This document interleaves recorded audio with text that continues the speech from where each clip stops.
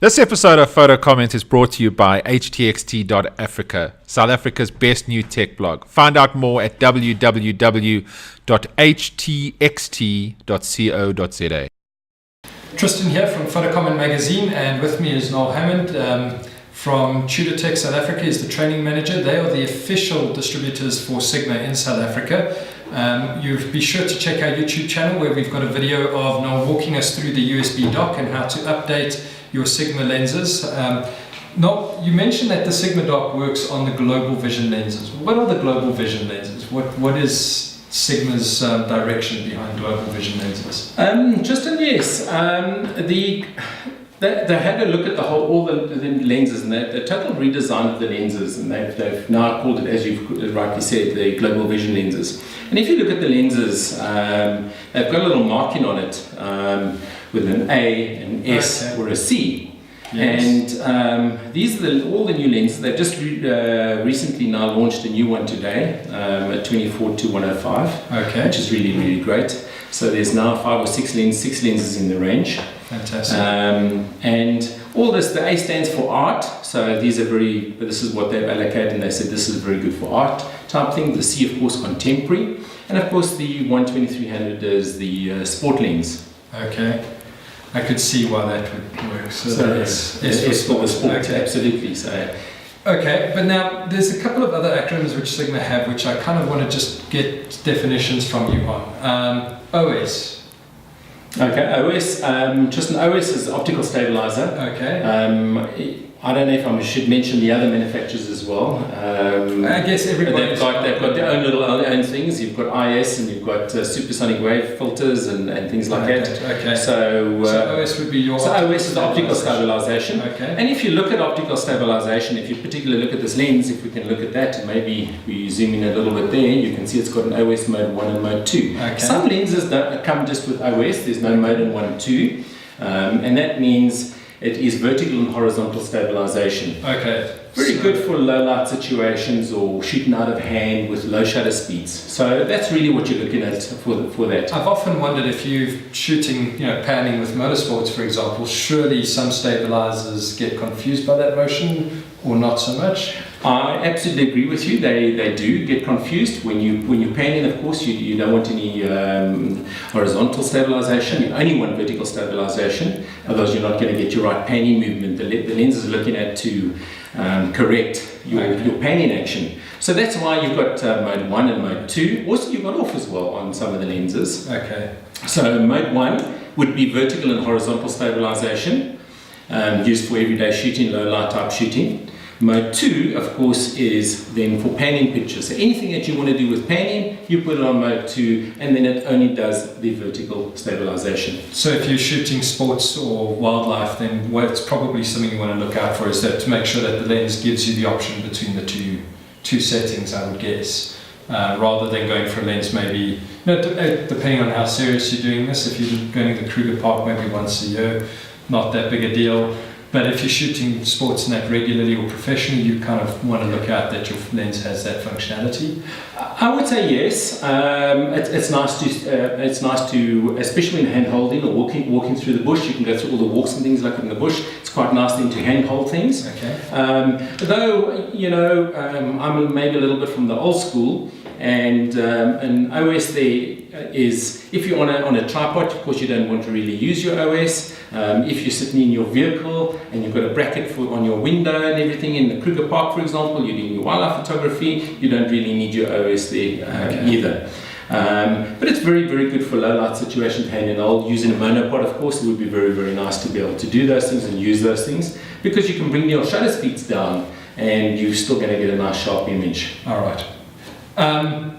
DC-DG. I see that on different Sigma lenses. What's the difference between the DC and the DG? Okay, very, very good question. A lot of people don't understand the difference between the two lenses. Okay. And what are they for? Yes, so you'll see some of them have got DG. This is a DG, okay, and that's a DC, for example. Okay, so the 30 mm 1.4 is a DC, okay, and the 35 1.4 is a DG. Now, All these lenses are designed for digital, and that's really what the D stands for. Okay. And if you look at the difference between the DC and DG, it's the image circle of your sensor size that is very, very important. So I think Sigma have looked at these things and looked at the marketplace today and said how many lenses are sold or how many camera bodies are sold with APS-C sensors on it, more so than anything else. Okay. It's probably the biggest percentage of the market share. I don't want to guess any figures, but I would say it's the biggest percentage of the market on DSLR market.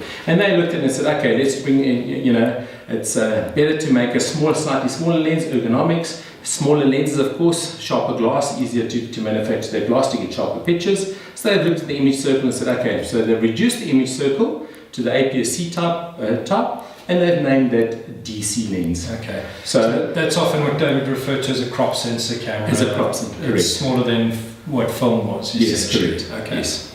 Okay, you always look and the big thing is, between Nikon and Canon, for example, Canon have got a crop factor of 1.6 and Nikon have got a crop factor of 1.5, and that just goes on the size of the image sensor. Okay.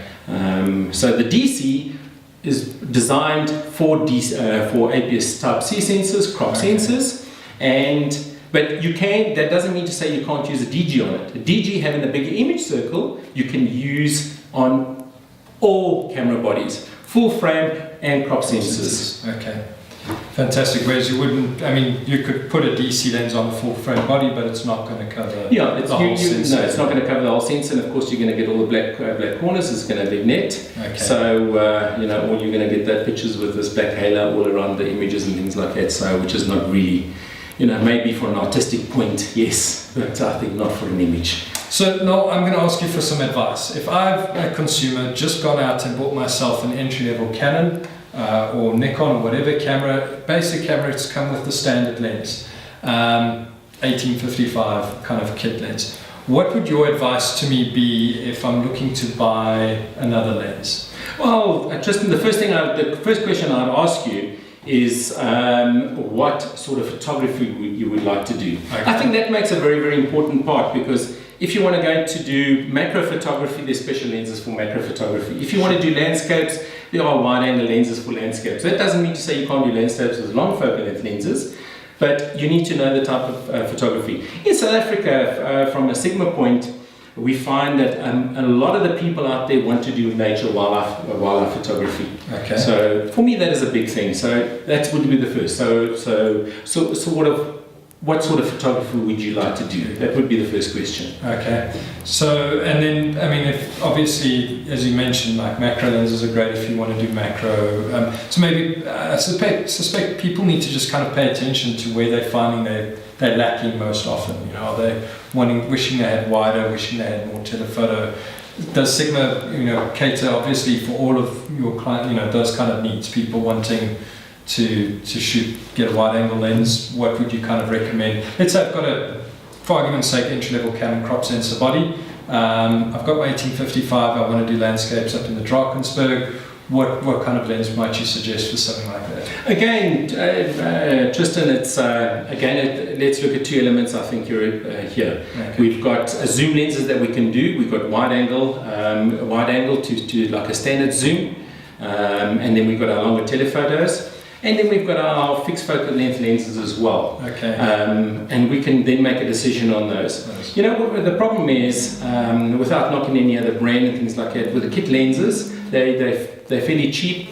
They've got you into photography at a certain price point. There is a certain limit that you can do with those particular lenses. So we have a nice range of lenses. We've got lenses really, an everyday lens, for example, would be an 18-200, 18-250. Okay. That would give you a really wide angle. Okay. To your entry-level telephoto type thing. It's a one lens that can do anything, and it's a reasonable price. Great for travel. So great for travel. One lens, one lens, not carrying all these lenses around for you. Of course, if you're going to go to Kruger, I would say to you maybe 250 is a little bit short. We need something a little bit longer. Okay. But if you want a little bit more specialized, We've got some very nice lenses like a 10 to 20, which is very, very popular. Okay. We've got two models, f3.5, that's 3.5, f3.5 all the way through. And then we've got the 4556, the f456 lens as well, Okay. Which is slightly cheaper, but also very popular and very good lens for that type of photography. So last question for you. Why should I buy a Sigma lens? Oh yeah, very good question. Sigma, we always get told, it's quite strange because sometimes we get a phone call or we get asked, you know, does Sigma make lenses for Canon? Does Sigma lenses make for Nikon or Sony or Pentax for that matter? And of course, Sigma, you know, the manufacturer lens for all the camera manufacturers out there. I think it's a very, very good alternate lens, a very high quality lens. We've got to offer a 3-year warranty on all our lenses. We've also got a workshop in Cape Town, so everything is done locally. Okay. It's not shipped out to any third party or anything like that. So you should get very good service from it. And for me, we've also got some very unique lenses in a unique category.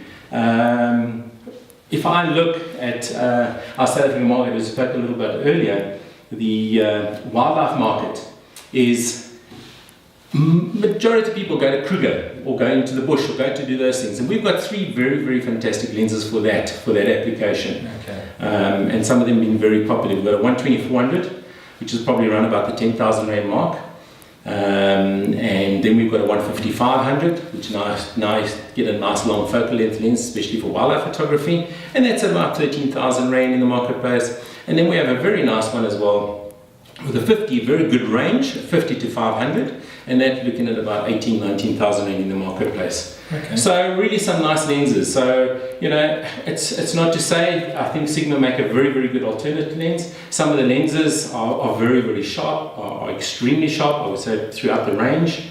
A good backup service, and you know, maybe you save a few rand on price, for example, over and above buying a genuine Canon, Nikon, Sony, Pentax lens or anything. Okay. Noel, thank you very much for your time. I appreciate it coming through. And guys, there's this misconception out in the market that, you know, Sigma don't make lenses as good as Nikon or Canon, whatever the case is. These guys, they really make fantastic lenses, and the new global vision lenses we've seen here today, just the Sigma will keep raising the bar with each lens that they bring out, and the quality is phenomenal. Image quality is fantastic. In the last 11 odd years, I've owned more lenses than I can count, and I've never been disappointed with the quality I've got out of them. So be sure to check them out, and make sure to head over to photocomment.net, where you can grab some interesting videos like Noel guiding us through how to use the USB dock on the new Sigma lenses as well to adjust and customize them. And we'll see you next time on another show. Cheers. Cheers, thanks, Christian. This episode of PhotoComment is brought to you by htxt.africa, South Africa's best new tech blog. Find out more at www.htxt.co.za.